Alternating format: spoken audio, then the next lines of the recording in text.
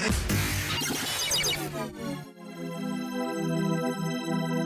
demystify what goes on behind the therapy room door. Join us on this voyage of discovery and co-creative conversations. This is the Therapy Show, Behind Closed Doors podcast. With Bob Cooke and Kellie Barratt. Hello and welcome to the Therapy Show Behind Closed Doors. My name is Kellie Barratt and I'm here with the wonderful Mr. Bob Cooke. And today we're on episode 211. Hello, Bob. Hello, Kellie. So we had planned that we were going to talk about curing the therapy process, but after looking at all the titles and the history of them, we've realised that we've already you and Jackie have already spoken about that a few times. So we're going to change the title, and today we're going to talk about contracts revisited. Oh, that's a wonderful. As a TA therapist, contractual methodology, or contractual theory, if you like, is the hallmark of a TA therapist. So when people think of classic TA therapists, they often think of contracts. Eric Byrne, who was the originator of transaction analysis, saw contracts as vital to the effectiveness of psychotherapy. And for him, you don't do TA therapist without a contract. You don't do TA therapy, without a contract. Yes. And for him, contracts were essential.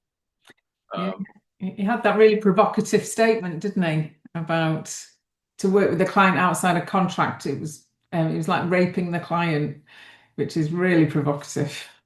Yeah, he was very strong on contracts. And so TA therapists think about contracts when they're doing therapy, that's for sure. Yeah. But we've got different kinds of contracts, though, haven't we? We've got like the business and the therapy, or the therapeutic overall. And we work with in-session contracts too. Yeah, well, let's start with what you just said, really, which is business contracts. So many things fall under the remit of business contracts. Yeah. So that would include things like fees to start off with. Yeah. Admin, like how long will the therapy session be for? It's usually 1 hour. Yeah. How long it might go on for. Yeah. So, for example, if you go and see one of my low-cost therapists, they are contracted for 26 weeks, which is 6 months. Whereas the private therapists may contract to go on for a lot longer. They can contract to go on for a short amount of time, but usually when you go to see a therapist, the talk is more open-ended, actually, in terms of time, because how long is a piece of string? It's like change. It's often quite lengthy in a way. It's not always quick. So most TA therapists don't say, right, this is going to be 10 weeks or a year. That part's left out of it. But what is, of course, there is this 1 hour sessions or 1.5 hour sessions. Usually it's 1 hour sessions. And of course, the fees have to be there. Other things, of course, would be things like, I don't know what your situation here, but whether this contract's going to be, these admin contracts are going to be verbal or they're going to be written down, for example.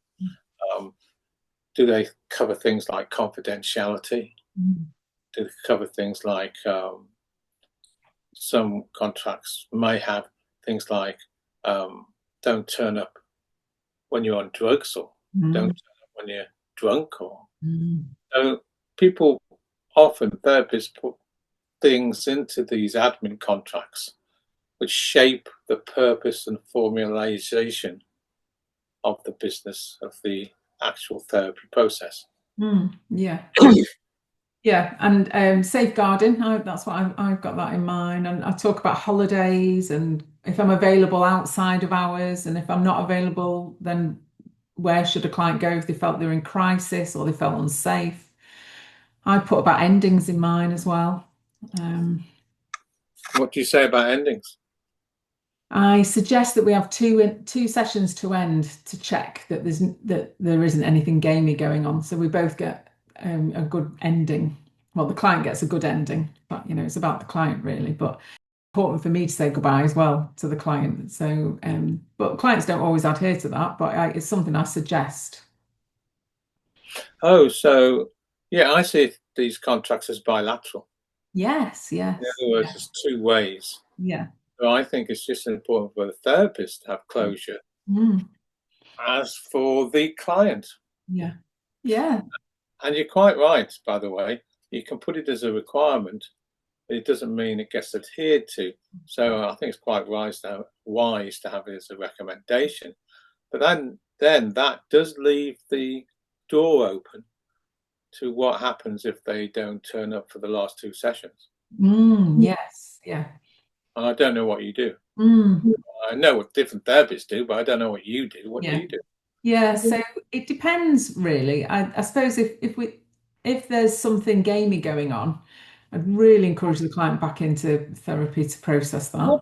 I know games are a vital part of TA literature and theory and everything else, but just for the listeners who perhaps don't see games, or don't even understand the theory of games, or it's not part of their methodology, what do you mean by gamey?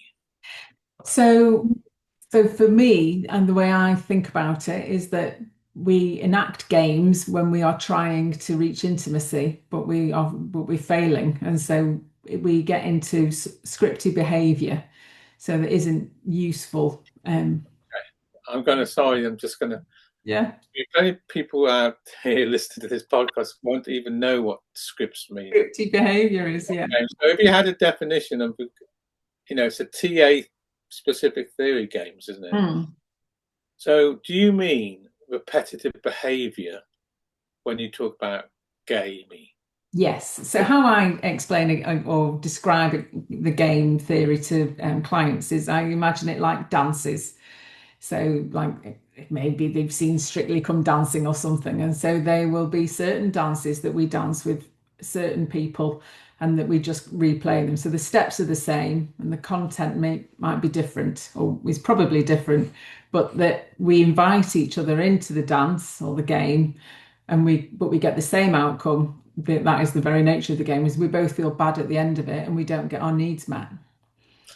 And again, for the sort of people listening or hearing this podcast, where are these games learned? Are they sort of rules which are genetic, or rules which just suddenly appear? Where do people learn these steps or routines? Yeah, so we learn them as children to get our needs met. So the link to getting your needs met. Yeah. And does it work as a child, or is it? Well, it might have worked, but it doesn't. It's not a very direct route, and it's not transparent. And so as adults, we've got better resources, so we can get our needs met in much more clear and direct ways, as opposed to finding a workaround to get the need met. Yeah, so that I think, Kelly, the clue is in an age-appropriate sentence, which is as we get older in a different environment, perhaps a more healthy one, we have access to new options and resources which we didn't have all those years ago. Yeah, well, we were doing our best with what we had as we were growing up. But yeah, as adults, we've got much more information and better resources. So what we're doing, according to your analogy, which I really like, is we're enacting out these dances that we learned as children or younger years as an attempt to get our needs met. And it worked there in a sort of way. However, when we're older and perhaps in a new environment, the therapist helps us look or be more aware of different resources and more healthy options to get our needs met today, so we don't keep on repeating the same dance, get the same ending. Yeah, absolutely. Yeah. And I hear that a lot in clients. It's the same. They keep having the same outcomes because they keep dancing the same dances, even with different people. It's the same dance. Mm. So that's really important, isn't it? That as they come near towards the end of their therapy, and your contract's quite clear, they have to have 2 sessions by recommendation to have a healthy ending. If the therapy hasn't been effective, or the therapy work perhaps hasn't been done that should have been done, they may still be stuck on the same dance moves. Yeah, yeah, and not feel comfortable to end in a healthy way. Job really, in terms of a duty of care, to help the person be aware that maybe some therapy hasn't been done, and new dances haven't been learned. And so we need more than 2 sessions, perhaps another 4 or 5 sessions to resolve these issues. Yeah, absolutely. Yeah. That's a good way. That's a really good way to look at it. I'm glad you've got a contract saying that. And I suppose it depends if we've been seeing somebody for weekly for years, and then they were suddenly to say, well, I'm leaving therapy, then that would feel really strange. But if someone has been reducing the therapy and then they're ready to leave, then it might not need the 2 sessions. It might just be a time to say goodbye to each other and review. It depends on the client. So those things in the admin contract about leaving, about holidays, do you want to say a bit about that? So I say that I have 9 weeks holiday a year, which are usually in the school holidays. And I say when they are. So, 3 of those weeks will be in the summer holidays, in the August summer holidays. And then so I'm very specific about when I have the holidays, and I'm always talking about when my next holiday is, because I'm aware I take a lot of holidays. I just say, that's a very general, and they're in school holidays, and not everybody knows when they are, but I am always talking about it. So do you think, Kelly, because that's an interesting statement, because I don't think the same as you, 9 weeks out of 52 weeks is a lot? Well, yes, that's a good question. I don't know what you would get in a kind of a paid, permanent employment. I don't think you get 9 weeks. I can tell you. This is back in 1979. I only had 2 jobs in my life. One is as a politics lecturer, and the other one is a psychotherapist. In 1979, when I got my first politics lectureship, I had 17 weeks off a year. Whoa. Yes. Well, I suppose teachers would get 13 weeks. I don't know in 2025 what lecturers would get off and what teachers would get off, but I think 9 weeks is, I think it's fine. I don't think it's too much, but it's good that you put it in the contract. I mean, I really like that. Many years ago, I think I was about 29, I decided I needed to have some therapy. I think I was about 30, actually 31. And I was quite attracted to psychoanalysis. Yes. Because therapy, if you think about it, we're talking about 1982. So it's a completely different world of therapy from 2025 to 1982, when it wasn't so popular, and humanistic psychotherapy wasn't really written about so much, and relational therapy wasn't even thought of as a concept.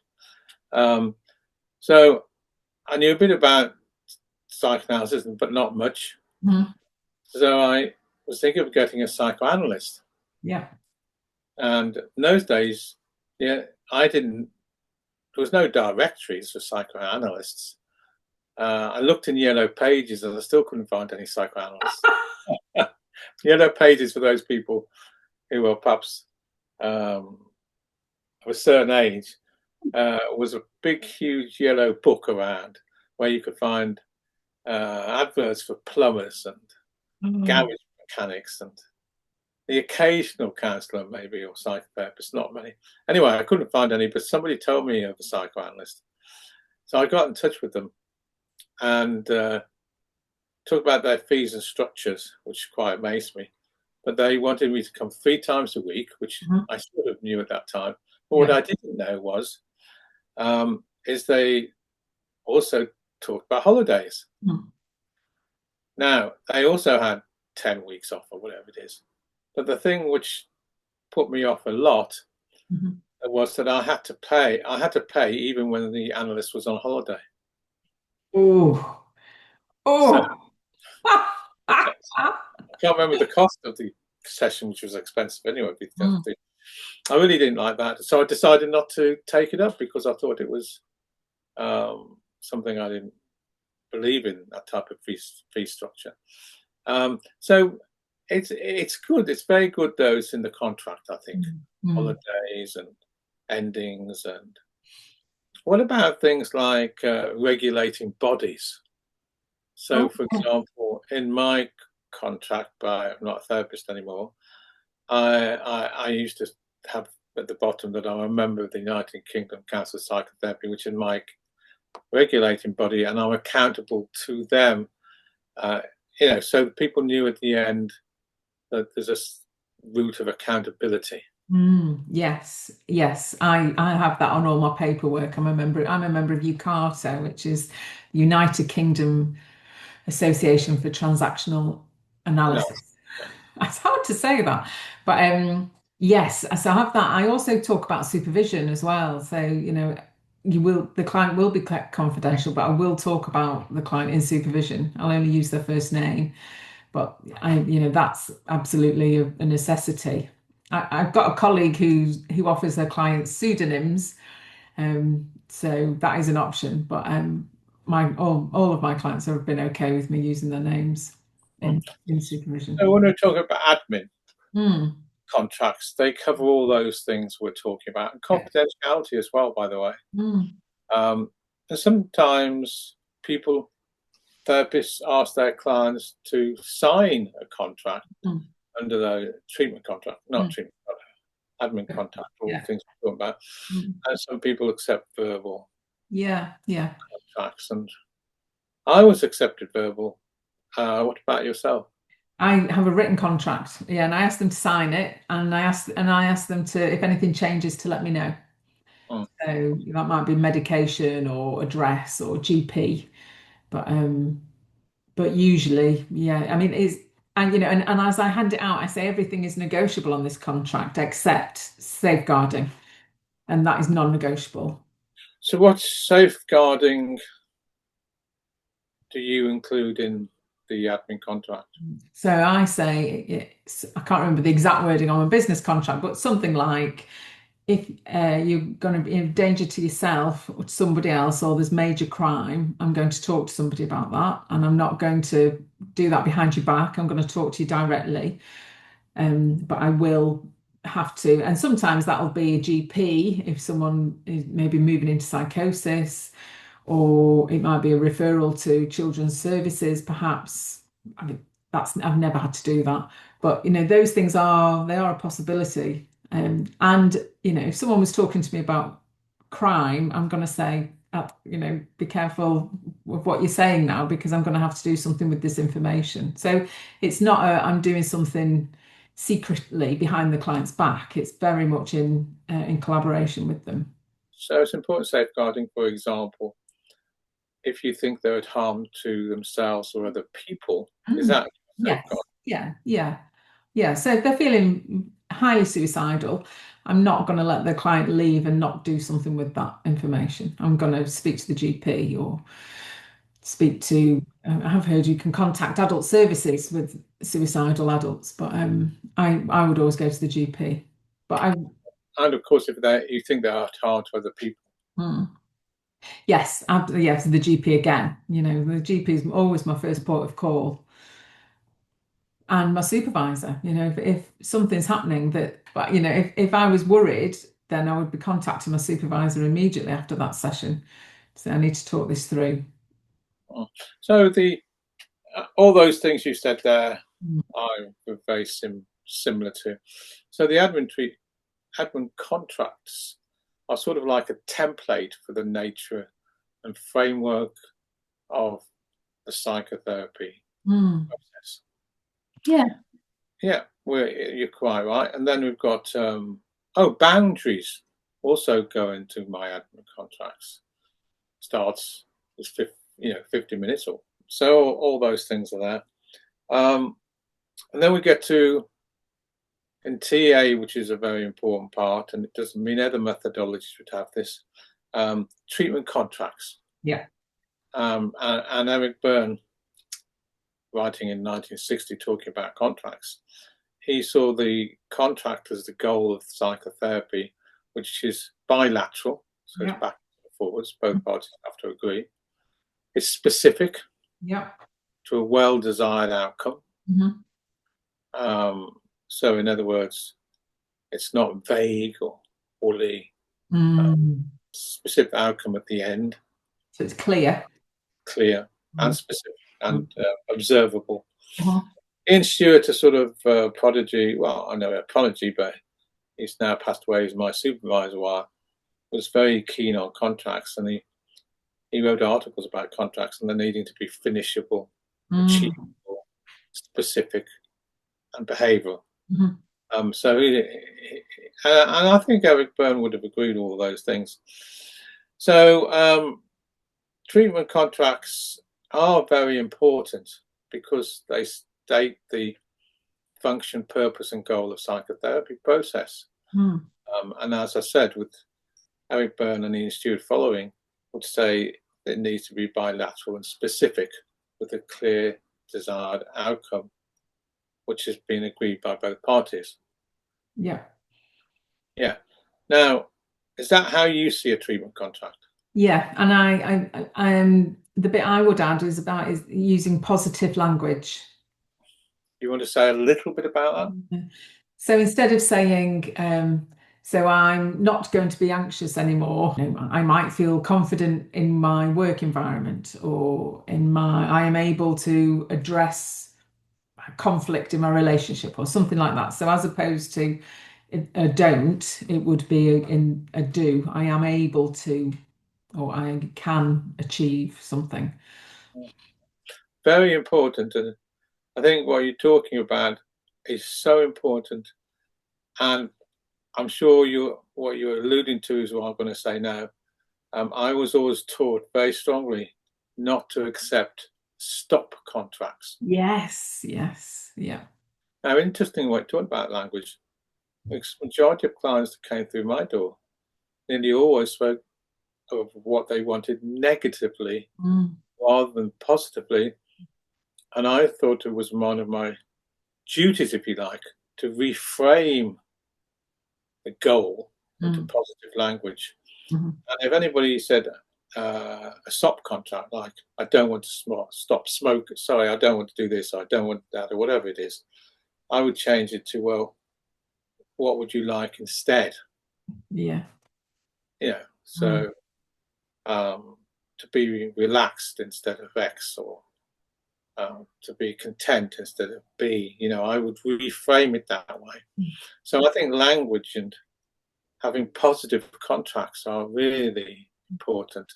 So I'm glad you added that into the frame of contracts. It's so important, I think. Would clients be a bit stuck when you would ask them to reframe it into something positive? No, actually, they used to. I used to lead it a bit.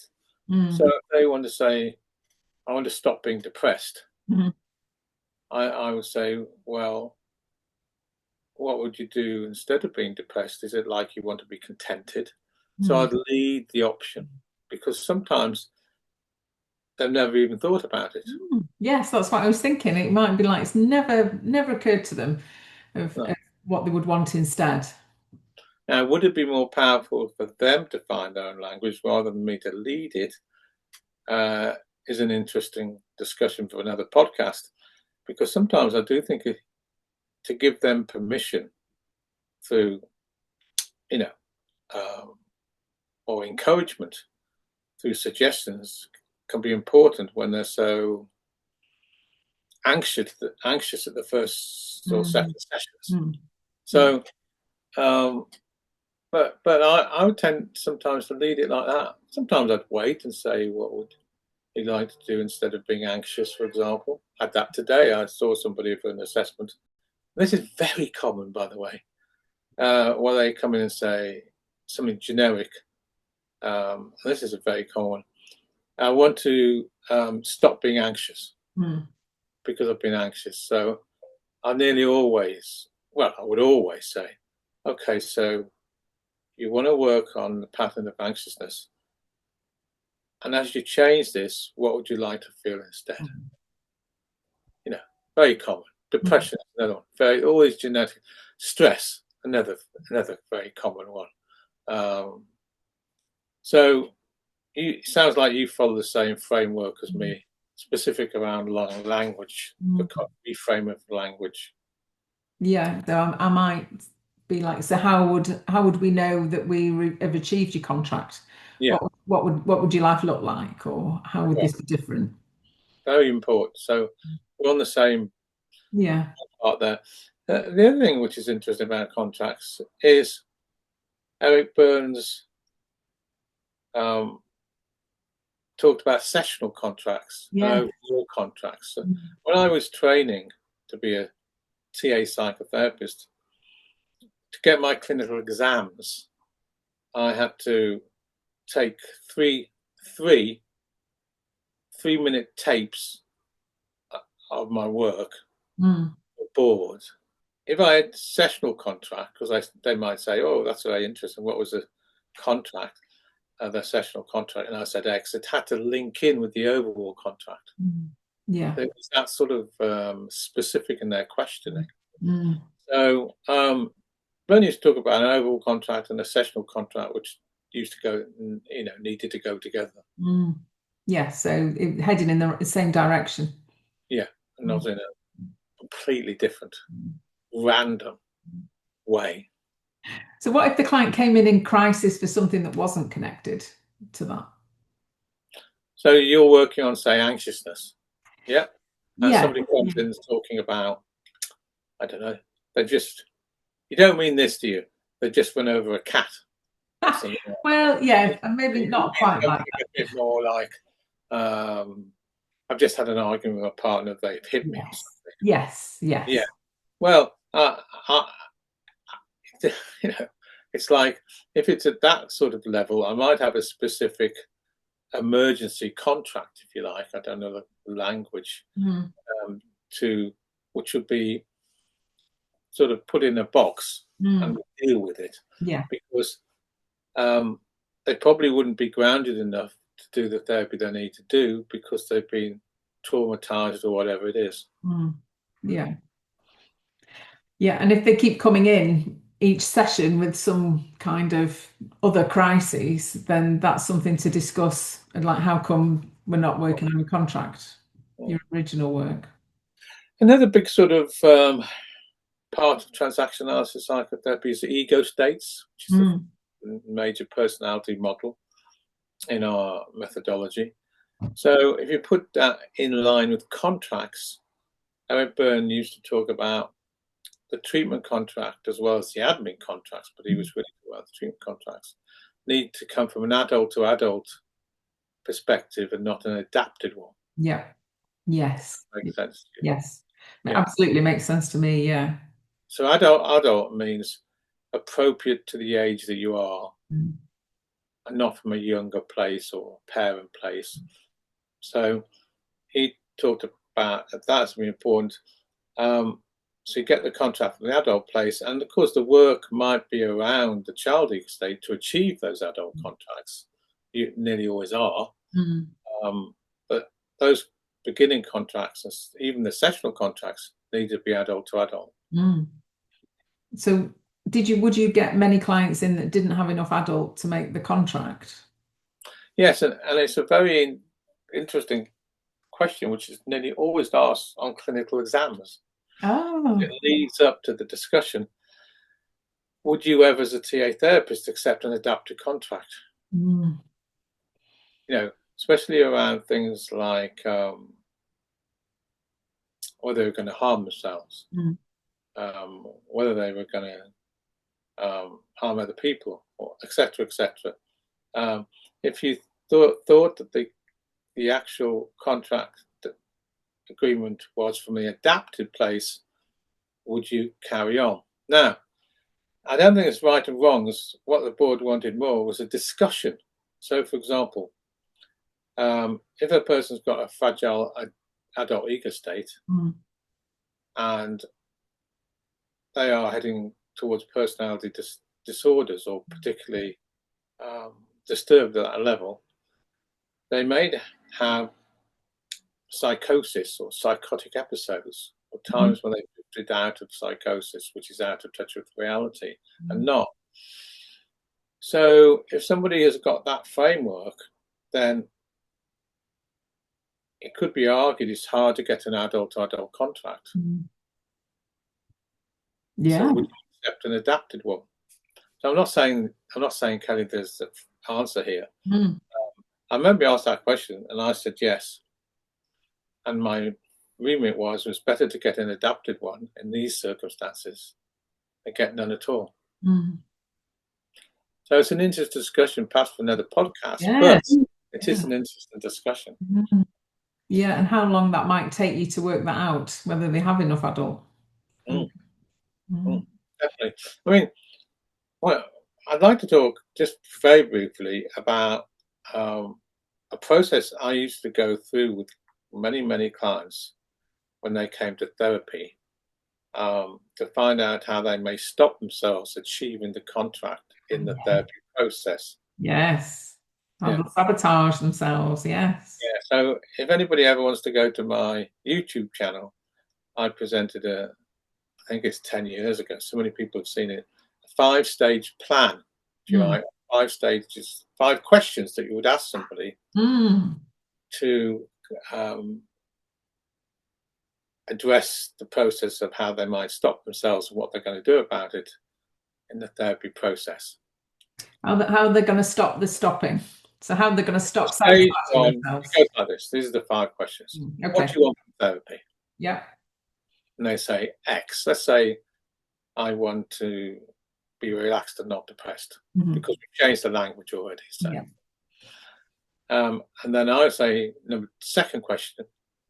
Well, as you're here for therapy, I'm assuming that you, in some ways, maybe outside your awareness, stop yourself or sabotage yourself achieving that goal you want. Yes, number 2, that is looking at basically the defense process from the child or younger part of the self, which is stopping them achieving that goal, or else they wouldn't have come to therapy in the first place. Yeah.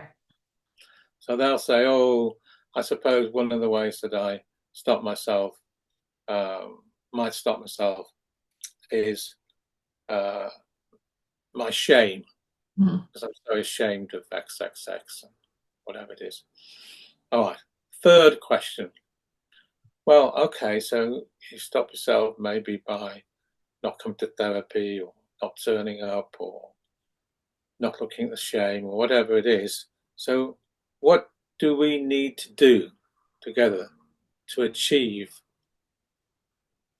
number 1? In other words, what do we need to do together to actually achieve this goal? Now we're aware of your sabotage mechanisms. And they'll say, oh, what needs to happen is I need to come to therapy, even if I feel bad, or whatever it is, Kelly. Fourth question. Okay, so if we follow these 3, we've got a good chance of success, I think, and effective changes that you want. So what will you do to celebrate the changes you've made? Yeah. Fifthly, will there be other people involved in this celebration of success? Yeah. So if you want to know more about that, that's the whole YouTube. There's a whole audio I've done on it, and I often do go through that 5-stage plan, if you like, in the contracting stage, which might be even over 4 sessions. Yes. Yeah. No, contract isn't the you necessarily have to. I'm talking about treatment contracts, not yes, yeah, contracts. yeah. But a treatment contract is actually made in the first session, because I'm far more interested actually how they might stop themselves achieving getting that contract. That's what I'm more sort of interested in, really. Yeah. Because then we both know where we're going in therapy. Yeah, I really like that. Those 5 questions. We were doing those on the first week of my therapy training. Yeah. When we did contracts planning. Yeah. How will you stop yourself training, like succeeding, becoming a therapist? So they're good questions. Yeah. And I would suggest anyone listening, if you like the idea of contracts, please both of you talk about how they might sabotage themselves achieving that goal, because it provides a template for therapy in a way. Yeah, good starting point. And that's what's going to be kind of coming up and up again and again in the sessions. So yeah, good to air it early doors. I mean, it's good revisiting contracts. You and I are talking about in terms of a parallel process.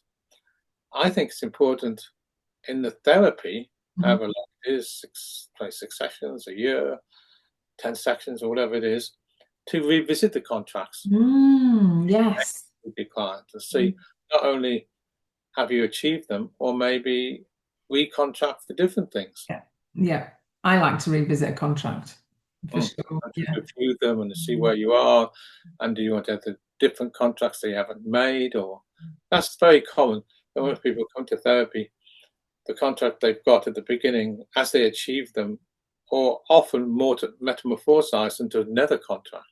Yes, yeah, and it's good for the client to recognise that they are achieving what they wanted, and I think it's always good to revisit if we're getting stuck, or we don't feel like we're moving anywhere, or we've plateaued, or it's always good to revisit where we're at. And the other question people always ask me around contracts and things like that is, what about a client who comes in and says, and you say, what would you like from therapy then? What are you here for? Well, I don't know. So what do you do then? So first of all, I don't take clients on who've been sent from other people, by the way. Yes, me too. Yeah. The sales have a sense of autonomy and agency. But my next transaction is nearly always fairly same, a bit like a chess set, really, but I smile because I play chess. But is okay, well, how about you just guess? Yes. If you don't know, just guess. Yeah. Because that transaction is aimed at the child ego state, and give them permission to explore why they're really there. You've said it before in previous podcasts, but I don't often get clients that don't know what they want from therapy. So it's really interesting that because usually they're coming in for a reason. So it's interesting that clients would come in and they don't really know what they want. So I had one the other day. That's when I said, "Why are you here?" Well, I don't really know. I just have a level of discomfort, and I think we were partner discussing therapy, said it might be a good idea. And after I've explained what you wanted to come in for yourself, they said yes. I said, well, I'll just guess why you think you might be here then. And it usually leads into a discussion.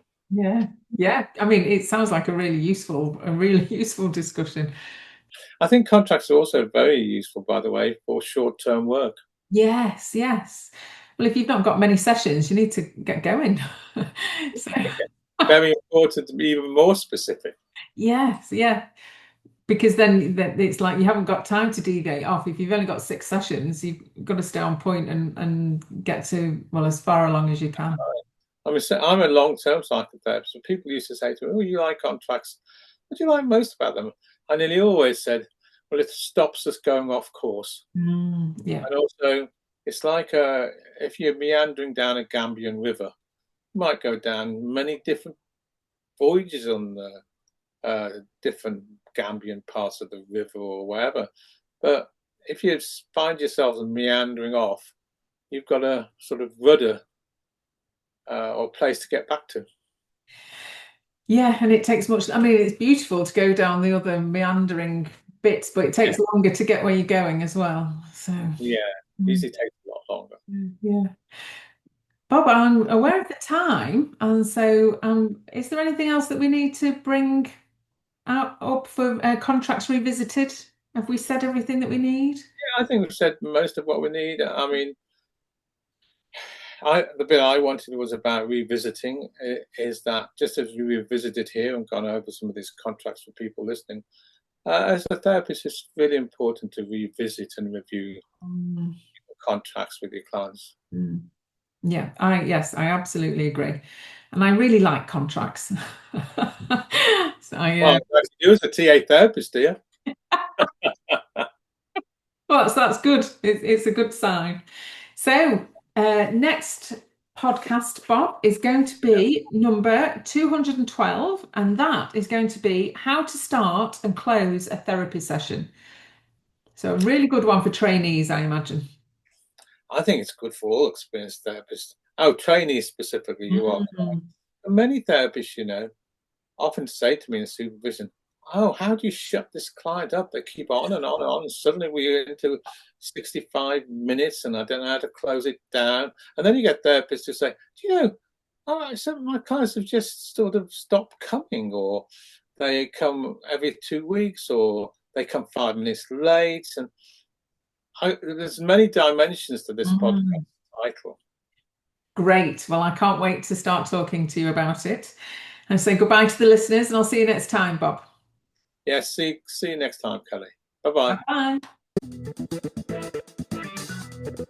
You've been listening to The Therapy Show, Behind Closed Doors podcast. We hope you enjoyed the show. Don't forget to subscribe and leave us a review. We'll be back next week with another episode.